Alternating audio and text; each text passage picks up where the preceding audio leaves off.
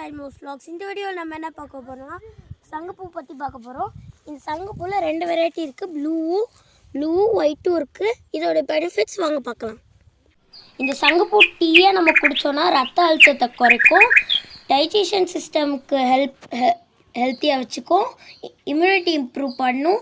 சங்குப்பூ டீயோட நம்ம இஞ்சி சேர்த்து குடிக்கும் போதே லங்ஸ் ஹெல்த்தியாக வச்சுக்கும்.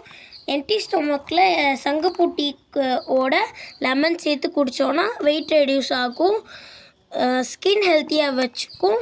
இந்த சங்குப்பூவை நம்ம தோசையை கூட சேர்த்துக்கலாம். குறிஞ்சி பாடலில் உள்ள 99 மலர்களில் இந்த ப்ளூ அண்ட் ஒயிட் சங்குப்பூவும் இருக்குது. ப்ளூ சங்குப்பூவை கருவில்லைன்னும் ஒயிட் சங்குப்பூவை செருவில்லைன்னும் சொல்லுவாங்க. ப்ளூ சங்குப்பூவை மகாவிஷ்ணுக்கும் மகாலட்சுமிக்கும் பிடித்ததால் பூஜைக்கு சேர்ந்தது.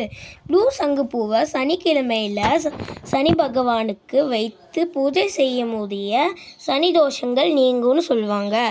வெள்ளை சங்குப்பூவை பிரம்மாவுக்கும் சரஸ்வதி தேவிக்கும் வழிபாடு செய்ய சிறந்தது.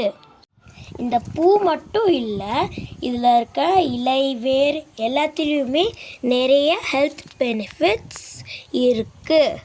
இது கொடி மாதிரி தான் வளரக்கூடியது, இது ஈஸியாக வளரும். அதனால் இதை நம்ம மாடி தோட்டத்தில் கூட வளர்க்கலாம்.